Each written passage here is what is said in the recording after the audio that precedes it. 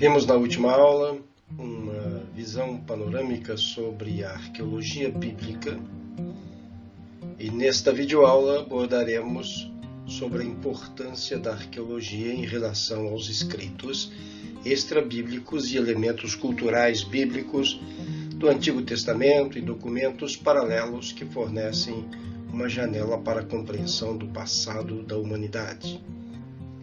Ao longo dos anos, muitas críticas têm sido levantadas quanto à confiabilidade histórica da Bíblia. Estes criticismos são usualmente baseados na falta de evidência de fontes externas confirmando o registro bíblico. Sendo a Bíblia um livro de expressão de fé, muitos eruditos tomam a posição de que ela é parcial e não é confiável, a menos que haja evidência externa confirmando-a. Em outras palavras, a Bíblia é culpada até que ela seja provada inocente. A falta de evidências externas coloca o registro bíblico em dúvida. Este padrão é extremamente diferente do aplicado a outros documentos antigos, mesmo que muitos deles, se não a maioria, contenham um elemento religioso. Eles são considerados verdadeiros, a menos que a evidência demonstre o contrário.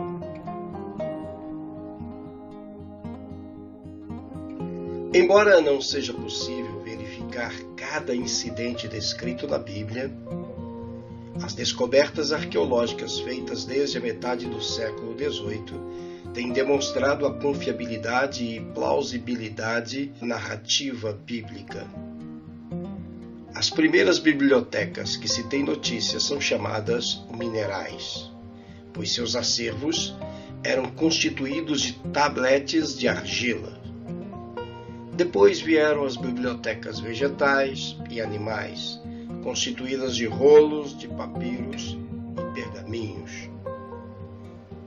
A descoberta de antigas escrituras vieram corroborar o texto bíblico.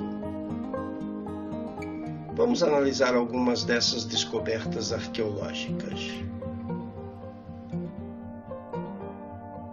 Primeiro, as fontes textuais da arqueologia. As fontes textuais e a transmissão do texto bíblico. Estudiosos contemporâneos sabem que a arqueologia bíblica confirma em diversos pontos o relato bíblico. No entanto, existem ainda limitações em estabelecer a ligação entre os achados arqueológicos e os relatos bíblicos. Essa tarefa nem sempre é fácil. A dificuldade principal reside no anacronismo, isto é, as datas nem sempre são convergentes. Trabalha-se ainda hoje com duas cronologias. Um grande número de especialistas em história bíblica ainda datam a chegada dos israelitas e a conquista de Canaã por volta de 1200 a.C. Outros, usando uma cronologia revisada, datam o êxodo em 1447, 1446 a.C. e a conquista da terra aproximadamente 1400 a.C.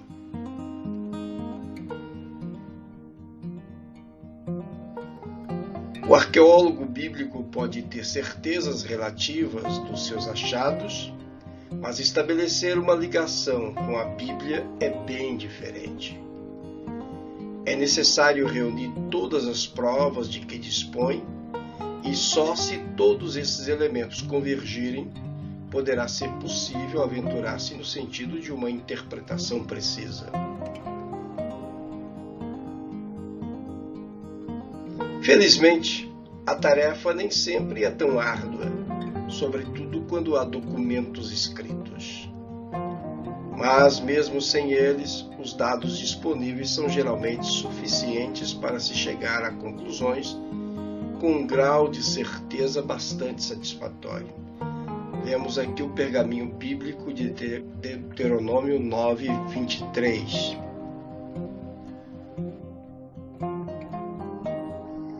Antes das escavações nas terras bíblicas, a história bíblica era confirmada muitas vezes com o uso das fontes clássicas da literatura greco-romana, como Heródoto, Xenofonte, Flávio Josefo e Plínio o Jovem. Flávio Josefo, em latim, Flavius Josephus. Seu nascimento se deu entre 37 e 38 e sua morte no ano 100 depois de Cristo. Também conhecido pelo seu nome hebraico Yosef ben Matityahu, José, filho de Matatias. Após se tornar um cidadão romano, como Tito Flávio Josephus, foi um historiador e apologista judaico-romano descendente de uma linhagem de importantes sacerdotes e reis.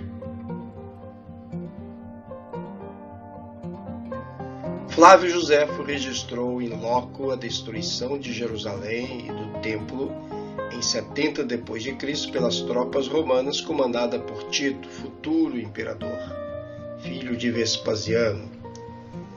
As obras de Josefo fornecem importante panorama do judaísmo do primeiro século depois de Cristo.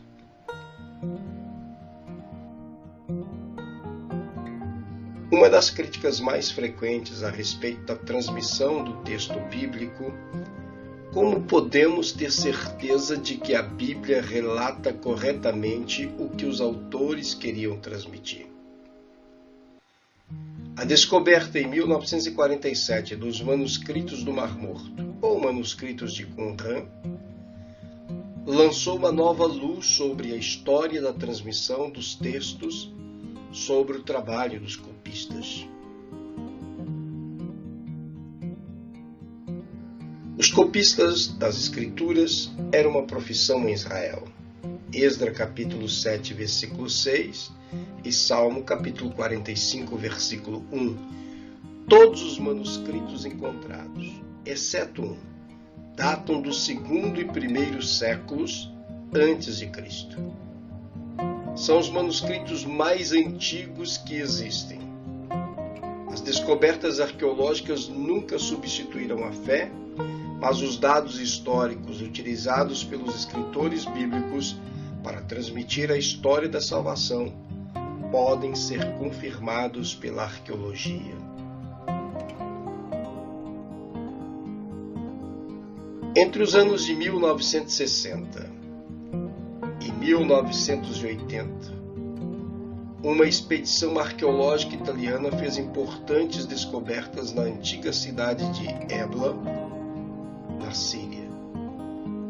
Ali foram descobertos arquivos de Ebla.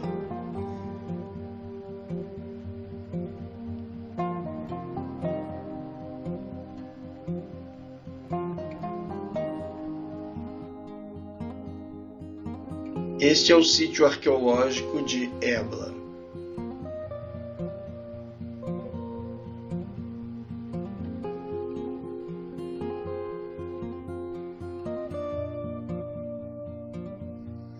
Foram encontrados milhares de tabletes de argilas datadas do tempo dos patriarcas. Um incêndio, provavelmente devido a ataques externos, aconteceu, causando a destruição da biblioteca de Ebla, mas o interessante é que o fogo, o calor, em vez de destruir o material que ali estava contido, os escritos em tabletes, fez com que aqueles tabletes de argila se tornassem mais rígidos, mais sólidos e permanecessem até hoje, e hoje podem ser estudados com clareza. A biblioteca de Ebla.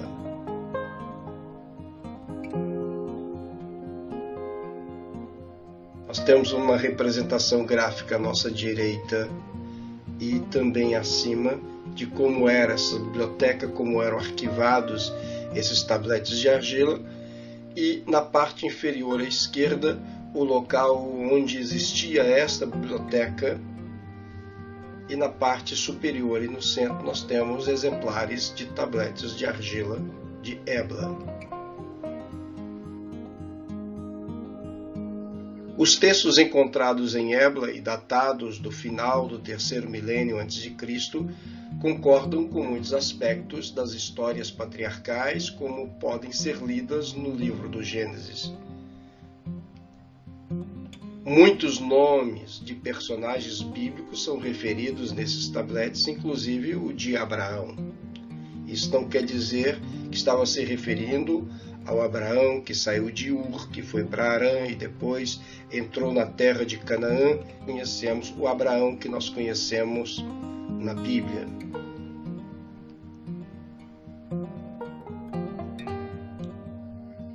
A descoberta dos arquivos de Ebla tem mostrado que os escritos bíblicos referentes aos patriarcas são perfeitamente viáveis. Documentos escritos em tabletes de argilas de cerca de 2.300 anos antes de Cristo mostram que os nomes pessoais e de lugares mencionados nos registros históricos sobre os patriarcas são verdadeiros. O nome Canaã estava em uso em Ebla, um nome que os críticos já afirmaram não ser utilizado naquela época e, portanto, incorretamente empregado nos primeiros capítulos da Bíblia.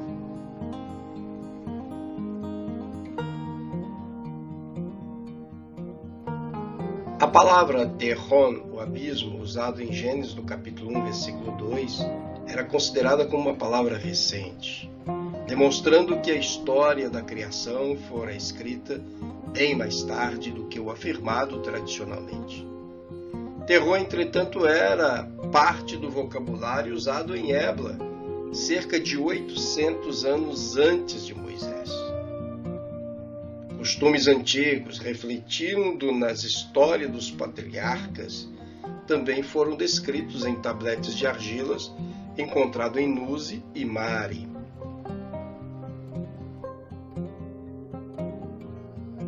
Há uma grande quantidade de indícios que permitem estabelecer um estreito paralelismo entre a cultura da época patriarcal, descritos na Bíblia, com os textos encontrados na Mesopotâmia referente ao início do segundo milênio antes de Cristo. Podemos concluir que os relatos bíblicos referentes aos patriarcas descrevem realmente situações históricas. A presença de Israel no Egito. A partir da década de 50 do século XX, a história de Israel começou a ser questionada desde o período patriarcal à monarquia davídica salomônica. Este questionamento sobre a veracidade do texto bíblico se deu pela falta de evidências arqueológicas. Nada até agora encontrado no Egito pode ser ligado diretamente à presença de Israel no país dos faraós. No entanto, algumas descobertas arqueológicas podem dar pistas entre acontecimentos e a cultura egípcia de que, de fato, Israel esteve por um longo tempo nas terras dos faraós.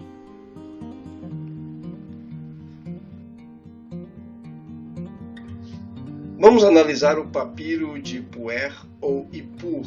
O papiro de Ipuer, também conhecido como conselho de um sábio egípcio chamado Ipur, foi descoberto em Mênfis, Saqqara, no Egito, e foi comprado por Giovanni Anastasi, 1780-1860.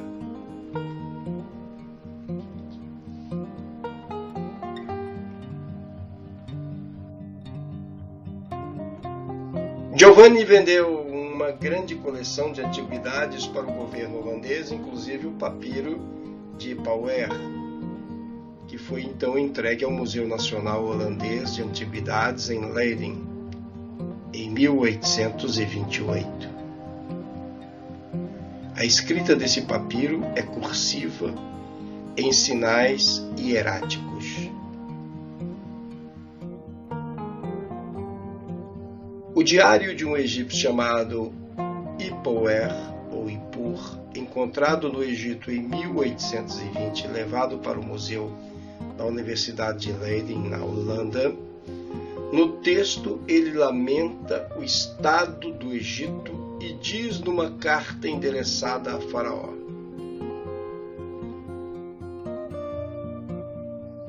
o Ipu frequentemente aparece na literatura como uma confirmação do relato bíblico, mais precisamente por causa de sua declaração de que o rio é o sangue e suas frequentes referências aos criados fugindo.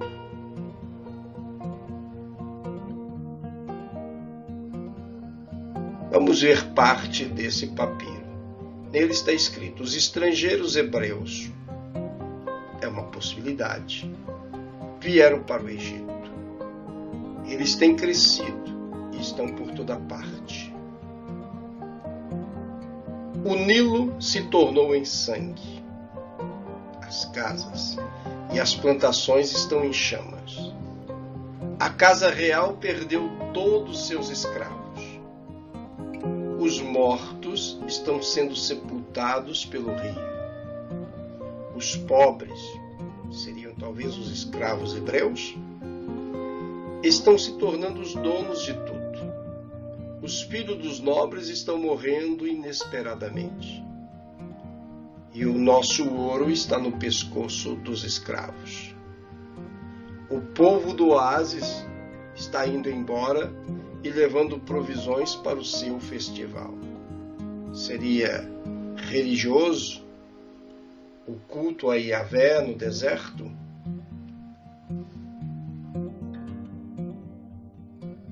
O documentário Pattern of Evidence, Êxodos, numa tradução livre, Êxodo Padrões de Evidência, do cineasta Tim Mahoney, que recebeu vários prêmios internacionais, aborda toda essa temática dando várias provas arqueológicas da existência do Êxodo. Tim Mahoney também aborda o papiro de Ippur numa vertente completamente diferente, fazendo aí um paralelo entre o papiro e o livro do Êxodo.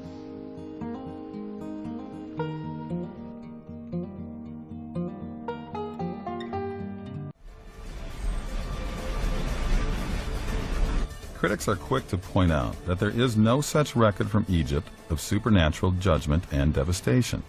But others believe there is an Egyptian document that actually gives an eyewitness account of the plagues and chaos surrounding the Exodus. Mahoney went to Holland to meet the curator of the Leiden Museum, where this significant papyrus is housed. But Egyptologist Martin Raven sees no evidence for the Exodus in this document or anywhere else. The story of the Exodus is described in the Old Testament. It's part of the national history of the Jewish people, or so they say. We have no independent evidence that this is a real historical event. We can believe it because we believe in the Bible. There are no Egyptian sources that describe it. There are no other documents, there are no archaeological sources that could prove this took place as a mass exodus.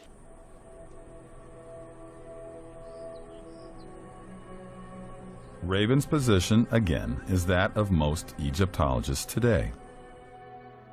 But there are some scholars who suggest that descriptions found in this Egyptian document bear a remarkable resemblance to the plagues of the Bible, only from an Egyptian point of view. Written by a scribe named Ipuwer, the papyrus known as the Admonitions of an Egyptian Sage poetically describes a series of calamities and the chaos that followed. Ipuwer. We don't know who he was, but he was obviously somebody in a position to address His Majesty, the King. There's only one copy of this specific text, and that is here in the Leiden Museum.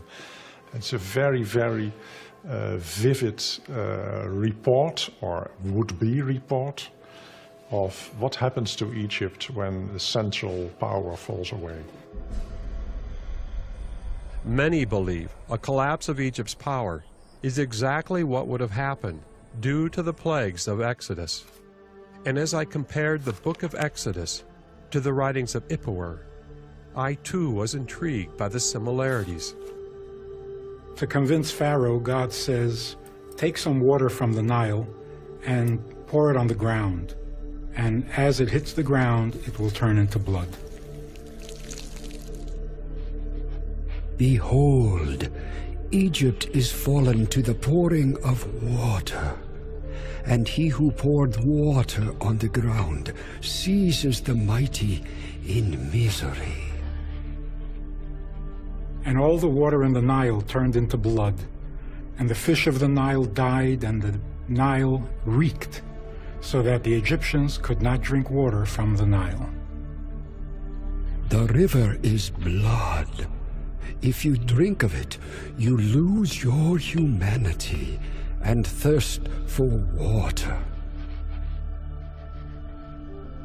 All the livestock of the Egyptians died. Fire ran down from heaven, and the Lord sent hail upon the land. Even the flax and the barley were smitten.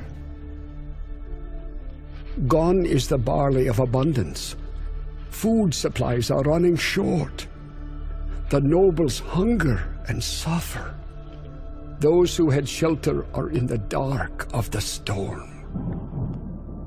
I see no connection between the papyrus of Ipuwer and the story of the plagues of Egypt. It is in a way, but in a very indirect way, an eyewitness report of a historical period. It pretends to be such a report, but in fact it isn't. At midnight, the Lord struck down all the firstborn in the land of Egypt, from the firstborn of Pharaoh sitting on his throne to the firstborn of the captive in the dungeon. Behold, plague sweeps the land. Blood is everywhere, with no shortage of the dead. He who buries his brother in the ground is everywhere. Woe is me for the grief of this time. And there was great wailing throughout the land of Egypt, for there was not a house without its dead. Wailing is throughout the land, mingled with lamentations. All the time we have to convince ourselves that this person can't have seen all this. He imagined it, or he had received his inspiration from other similar propagandistic literature. Because it's so fantastic. Yes, it's very fantastic, but he hasn't seen it, he just imagined it. Don't confuse this with the message of the Bible, the 10 plagues. That's a quite different story. Whether this happened or not is irrelevant. It's a beautiful literary document. And again, yes, God was angry and punished the Egyptians, but this is just a literary cliché. The influential Egyptologist, the late Miriam Lichtheim, ruled out the possibility that the papyrus, the admonitions of Ipuwer, referred to a real national calamity.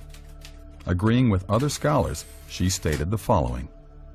The description of chaos in the admonitions is inherently contradictory, hence historically impossible. On the one hand, the land is said to suffer from total want. On the other hand, the poor are described as becoming rich, of wearing fine clothes, and generally of disposing of all that once belonged to their masters. However, when you read the biblical account, it becomes clear how this apparent contradiction could have happened.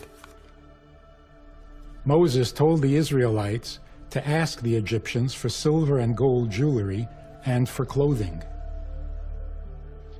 People are stripped of clothes. The slave takes what he finds. Gold, lapis lazuli, silver, and turquoise are strung on the necks of female slaves. The Lord gave the people favor in the sight of the Egyptians, so they gave them whatever they asked. Thus they plundered the land of Egypt. The very point that Miriam Lichtheim viewed as contradictory and therefore historically impossible is the very point that most specifically matches the biblical text. But Martin remains unconvinced. He revealed to me the main reason why.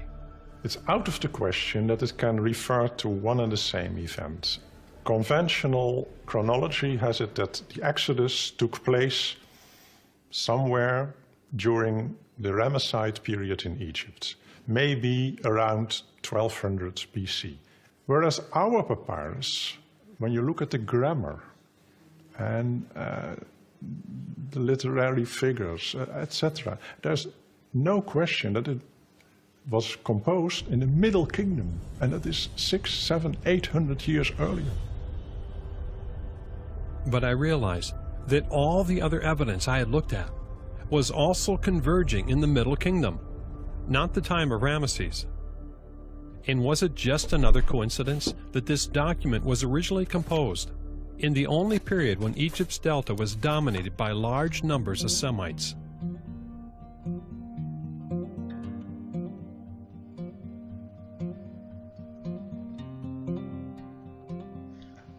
A Estela de Merneptah, também referida como a Estela de Israel, é um dos únicos documentos egípcios que fazem referência ao nome de Israel, referindo-se ao povo israelita. Foi encontrada nas ruínas do templo funerário do faraó Merneptah, 1236 a.C. a 1223 a.C., em Tebas.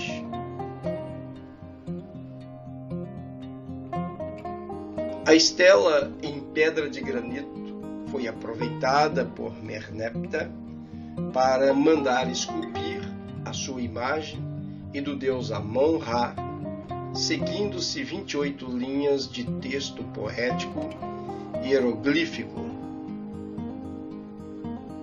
A sua escrita é datada do 5º ano de Merneptah e descreve a sua vitória sobre os líbios que tinham invadido o Egito.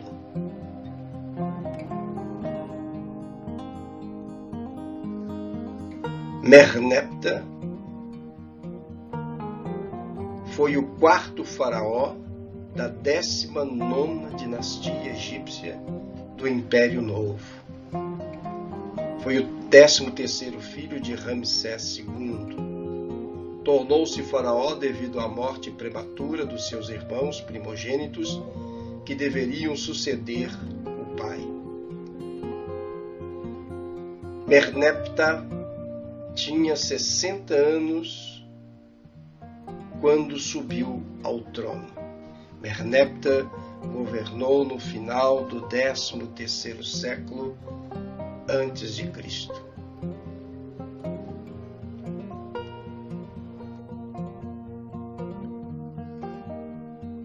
Merneptah realizou campanhas militares em Canaã, na cidade de Ascalon, Gezer e Enoram, com o objetivo de manter a dominação egípcia sobre aquele território.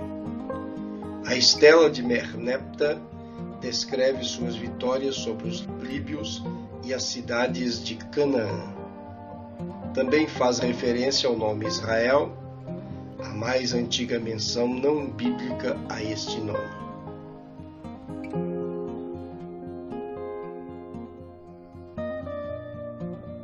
A Estela de Merneptah foi descoberta em 1895 por Flinders Petrie no templo funerário do faraó Merneptah, a oeste de Tebas.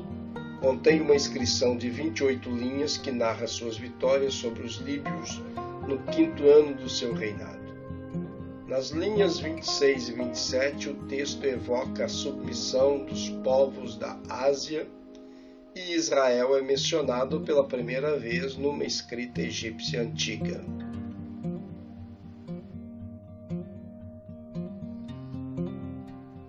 O que nós encontramos nestas duas linhas, os chefes inimigos prostram-se dizendo paz. Nenhum levanta a cabeça entre os 9 arcos. Terrenu, os líbios, está derrotado. Ati, hititas da Palestina, está em paz. Canaã está despojada de toda maldade. Ascalon foi conquistada. Gezer foi tomada. Enoã, sua indicação é incerta, ficou como se não tivesse existido. Israel está destruído ou devastado. A sua semente não existe mais. A Síria tornou-se uma viúva para o Egito. Todos os povos estão pacificados.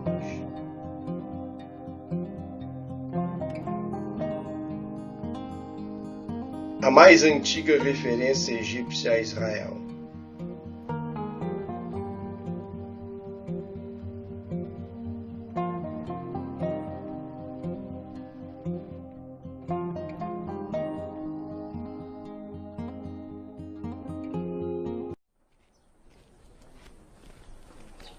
It became obvious to me and my team that if people look at the wrong time in history for evidence of the Exodus, they won't find any.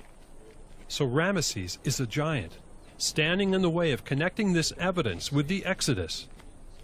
And for over 50 years, all the books, all the television programs, and all the university professors who've been convincing the world to dismiss the Bible have been doing so based mainly on this one issue, chronology, the dates assumed for the Exodus, and the lack of evidence at the time of Ramesses II. But if it happened long before his time, then it means they're all wrong. Wrong about the Pharaoh, and perhaps wrong about the Exodus never happening.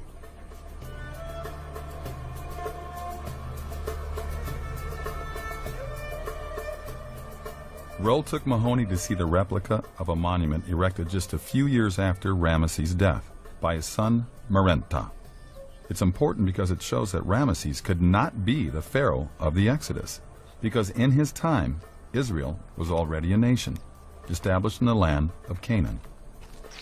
So this is the famous Merenta stela, or what we call the Israel stela. And it actually belongs to the king Merenta. Up there at the top you can see him facing the god Amun, and he lists in a poetic form all the different conquered nations, the nations that are at peace. But right at the bottom we have three crucial lines, because this is where we find a link to the Bible. Let's read it together, okay? We have two reeds. That's the sound Y or I, okay? Then a bolt, which is S, an R, a mouth, an E, an A, and an L. Israel. Israel. Israel. This is the only time that we see this name on an Egyptian monument. After the name Israel, there are these two figures here, these two seated figures of a woman and a man, and three strokes underneath. These three strokes mean plural. So it means the people or nation of Israel. And then this is the interesting bit. It says, Fekti bin Peret F. Israel is laid waste, his seed is no more.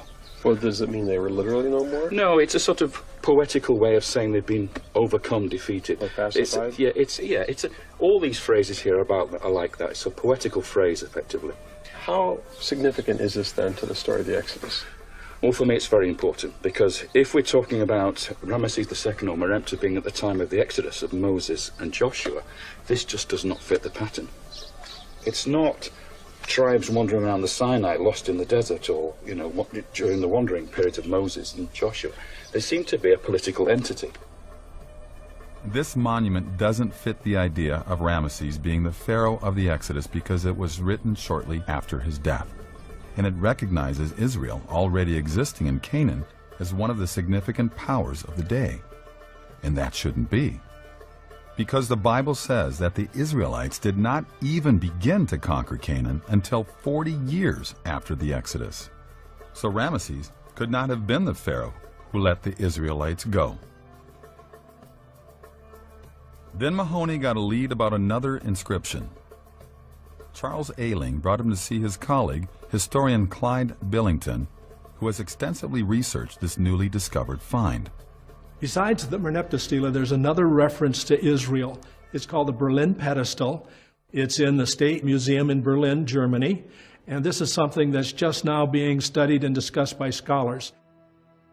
On the base of this Egyptian statue, they showed Mahoney name rings, each representing an enemy defeated by Pharaoh in the region of Canaan. So would these have been captured people? Realize that pharaohs all the time exaggerate, to say the very least. So is he bragging? He's bragging. Okay. He's bragging. He's saying, I've conquered these people, I control these people. This is the one that's caused all of the excitement because you have, again, a bound enemy. So telling you that these people are enemies of the Egyptians. And the name down here, that while it's partially broken away, has been reconstructed, and it's the name Israel. And this dates to around 1360. This makes the late date of the Exodus an impossibility. This is 100 years earlier. This is very crucial evidence that we see here. This name ring demonstrates that Israel had already left Egypt and was in Canaan as Egypt's enemy a century before the Ramesses Exodus date. So obviously, Ramesses could not have been the Pharaoh of the Exodus.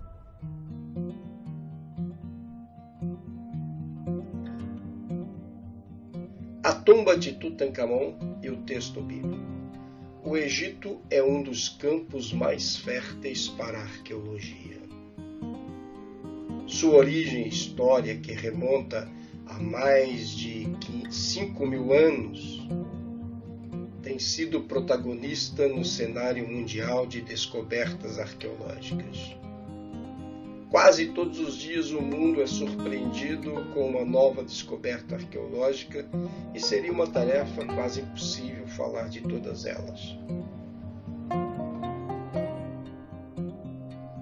Em 1922, a descoberta do túmulo do faraó Tutankhamon, 1336-1327 a.C. é o período do seu reinado, da 18ª dinastia, foi considerado um dos mais importantes tesouros arqueológicos do século XX.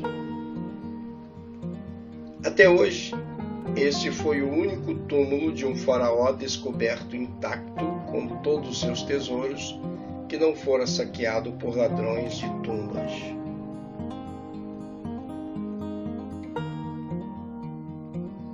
O corpo mumificado de Tutankhamon e seus tesouros foram encontrados pelo egiptólogo Harold Carter em 1922. Após 15 meses de escavações no Vale dos Reis, ao sul do Cairo, a entrada da tumba foi encontrada. Podemos ver à nossa direita Harold Carter e o patrocinador das escavações, Lord Carnarvon. A tumba estava repleta de vasos, carruagens, tronos e joias. Foram necessários 10 anos para retirar todos os artefatos da tumba. E é bom frisar que o faraó Tutankhamon reinou muito pouco tempo. Morreu jovem, com aproximadamente 19 anos. Começou a reinar quando tinha 9 para 10 anos de idade. Mas devido à tumba dele ter sido preservada, em detrimento das outras tumbas que foram saqueadas, este é o faraó de quem nós mais conhecemos, mas não é aquele que tem a história mais completa do Egito. Talvez um dia venhamos a ter conhecimento com mais descobertas arqueológicas. Seria muito bom se conhecêssemos um pouco mais sobre Ramsés II, que reinou quase 60 anos.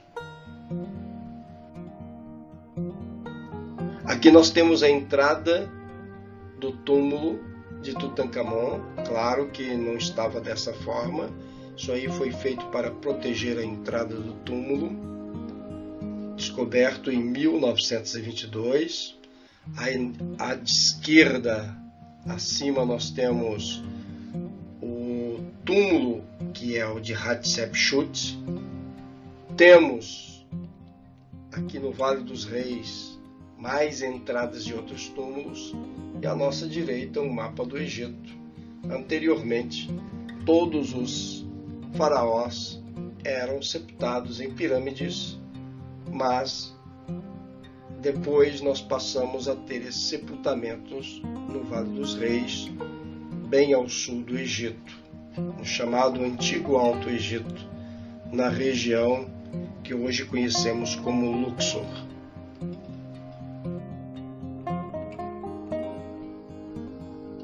Esta aqui foi a tumba que foi encontrada. Nós temos a entrada e todos os tesouros aqui contidos levaram aproximadamente 10 anos para serem retirados. Vemos na parte superior, acima, na nossa visão, a câmara sepulcral e diversas camadas de sarcófagos até chegar ao corpo do faraó, até chegar à múmia. Todas aquelas coberturas são feitas de ouro puro.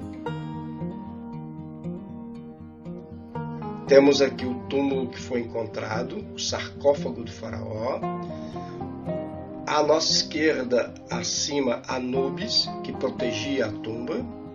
Abaixo de Anubis, nós temos a máscara mortuária feita de ouro puro, aproximadamente 27 quilos de ouro, de Tutankhamon. E à direita, um dos tronos, também encontrado dentro do túmulo de Tutankhamon. Nós vemos novamente aqui a máscara mortuária na parte de baixo, acima um bracelete com escaravelho, à direita mais um trono, à esquerda nós vamos ver na parte inferior Anubis, protetor do túmulo, e mais alguns tesouros à nossa direita.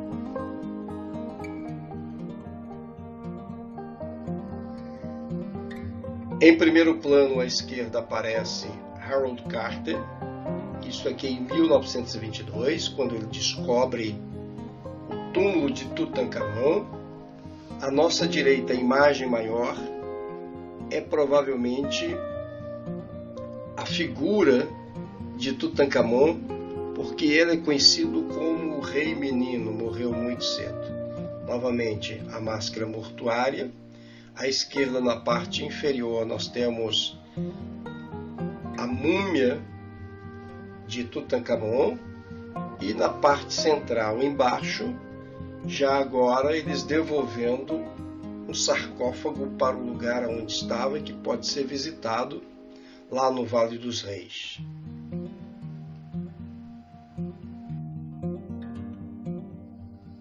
Tutankhamon era filho de Akhenato, que antes de ser Akhenato chamava-se Amenhotep IV. 1352 começa o seu reinado e vai até 1336 a.C.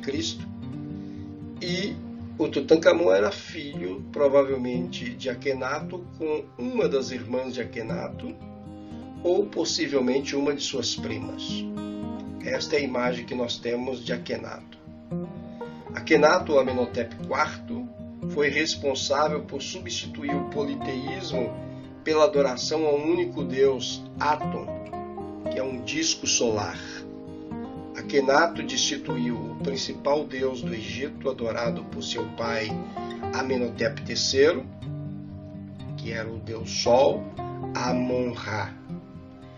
É interessante que o nome de Tutankhamon antes era Tutankhaton, ou seja, filho de Atum.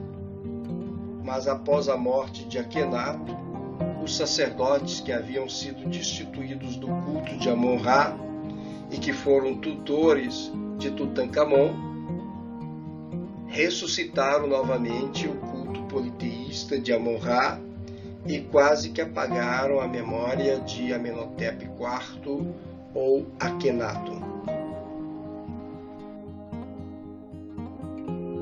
Nefertiti era a esposa preferida de Akhenato, mas ela não era a mãe de Tutankhamon.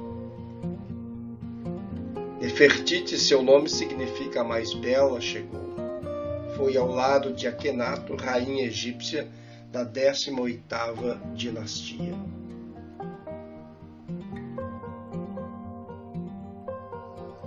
Qual a relação entre o texto bíblico e os tesouros achados no túmulo de Tutancâmon?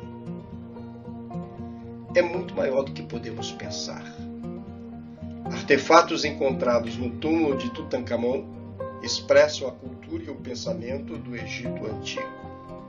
Os costumes egípcios eram de pleno conhecimento dos hebreus que lá viveram até o Êxodo em 1447 a.C., e muitos desses costumes transmitiam claras mensagens. O texto bíblico, em muitos aspectos, faz uma correlação com esses costumes. Tomamos como exemplo um texto do Antigo Testamento que se repete no Novo Testamento. Salmo 110, versículo 1. Disse o Senhor ao meu Senhor: assenta-te à minha direita, até que eu ponha os teus inimigos por escabelo dos teus pés. Hebreus, no capítulo 10, versículos 12 e 13. Jesus, no entanto, havendo oferecido para sempre um único sacrifício pelos pecados, assentou-se à direita de Deus, aguardando daí em diante, até que seus inimigos sejam submetidos por estrado de seus pés. O que seria o escabelo, o estrado dos teus pés?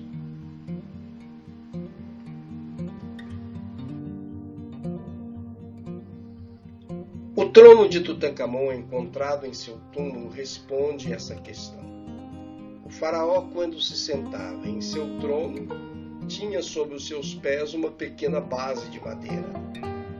Esta base era pintada com figuras representativas de inimigos do Egito. Esta era a forma simbólica de representar a vitória do faraó sobre os seus adversários.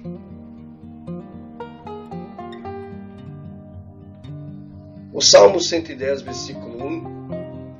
Assim declarou o Senhor ao meu Senhor: assenta-te à minha direita e aguarda, enquanto de teus inimigos faço um objeto de descanso para os teus pés. Podemos ver aqui à direita um dos tronos encontrados no túmulo de Tutancâmon e o escabelo dos pés com figuras dos inimigos do faraó.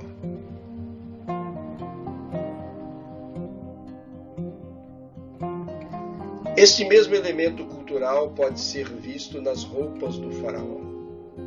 Também foram encontradas no túmulo de Tutancâmon várias peças que compunham a vestimenta de faraó. Entre essas peças estava um par de sandálias, muito bem preservadas.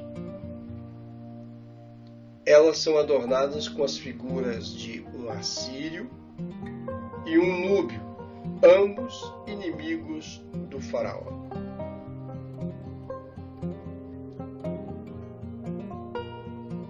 O fato de Tutancâmon andar pisando sobre essas imagens demonstra mais uma vez a vitória final que teve sobre eles. Esta imagem ilustra muito bem várias passagens bíblicas. Romanos capítulo 16, versículo 10. E sem demora o Deus da paz esmagará Satanás debaixo dos vossos pés. A graça do nosso Senhor Jesus seja convosco. Lucas capítulo 10, versículo 19. Eis que vos dei poder para pisar de serpentes e escorpiões e toda a força do inimigo, e nada vos fará dano algum. Malaquias capítulo 4, versículo 3. E pisareis os ímpios, porque se farão cinza debaixo da planta dos vossos pés, naquele dia que farei, diz o Senhor dos Exércitos.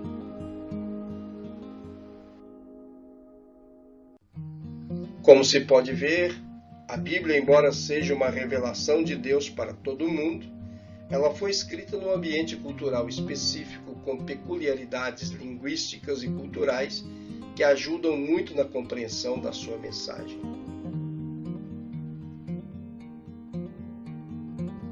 Outro artefato encontrado no túmulo de Tutankhamon revela mais um traço cultural que encontra expressão no livro do Gênesis. Isso não significa que a Bíblia endossasse as práticas culturais e pagãs do Antigo Egito.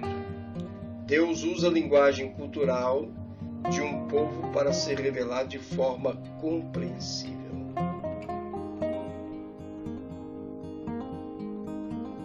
Foi encontrado um descanso de cabeça real, feito em marfim, usado nos momentos de sono do faraó. Não era muito confortável e devia provocar torcicolo no faraó, mas o que interessava era o motivo do uso. Havia nesses travesseiros reais inscrições em hieróglifos, competições aos deuses para que dessem bons sonhos ao faraó.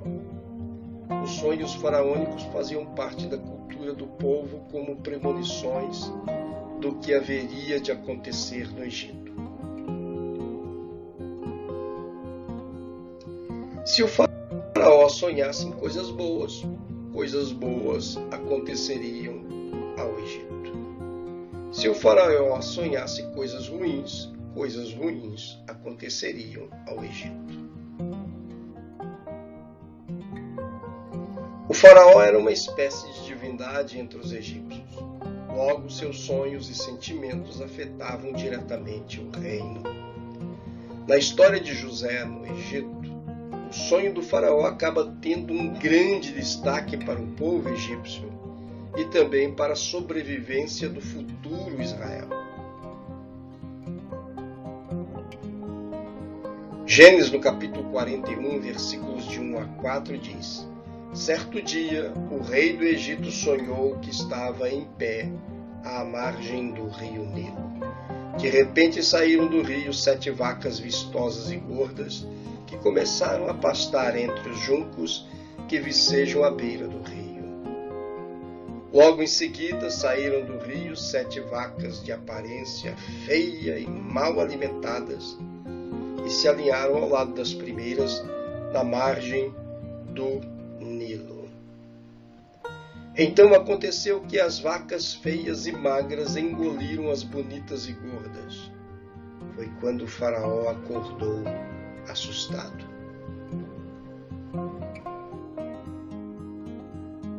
Gênesis 41, versículos 5 a 7. Ele voltou a dormir e teve um segundo sonho. 7 espigas subiam de uma mesma haste, granadas e lindas de se ver. Mas eis que 7 espigas mirradas e queimadas pelo sol e vento oriental nasciam atrás delas. Então, aconteceu que as espigas mirradas devoraram as 7 espigas graúdas e cheias. Então o faraó acordou preocupado. Era um sonho.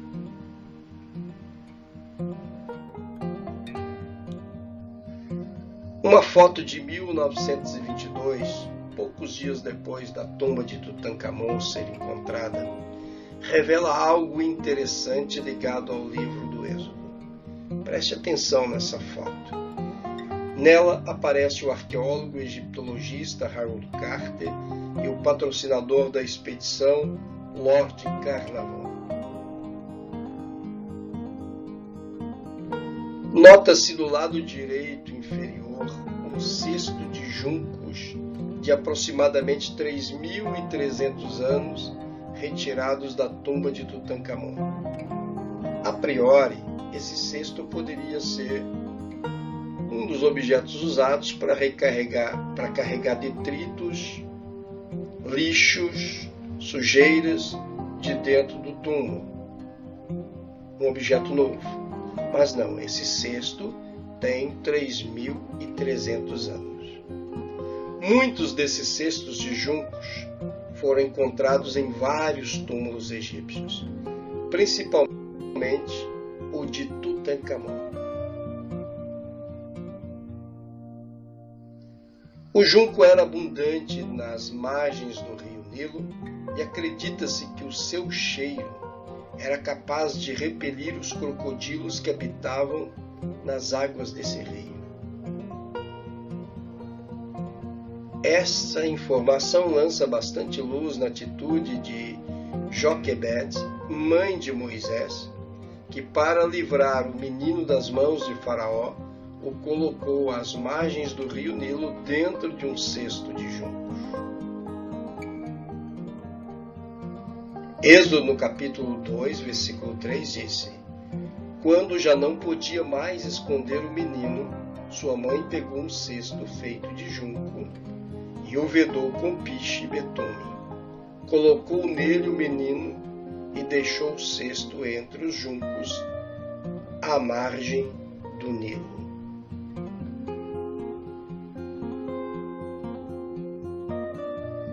Nesses poucos exemplos é possível perceber que até mesmo os tesouros da tumba de Tutancâmon ajudam a esclarecer os textos das escrituras bíblicas. Vemos mais aqui 2 cestos que foram encontrados dentro do túmulo. Agora, o interessante é que no cesto da direita, ele estava repleto de frutas. E essas frutas ficaram cristalizadas, solidificadas. Elas estavam dentro desse cesto há 3.300 anos.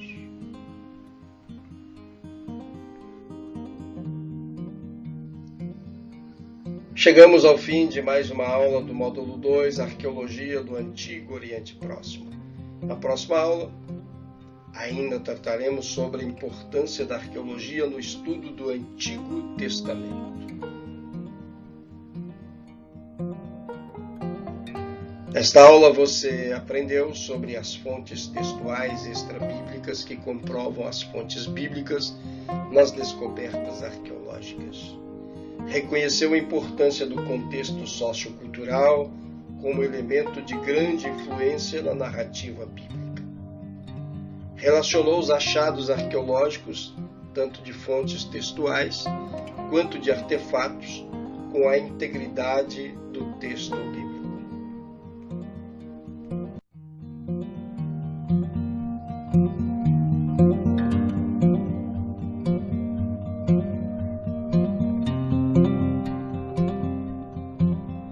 Thank you.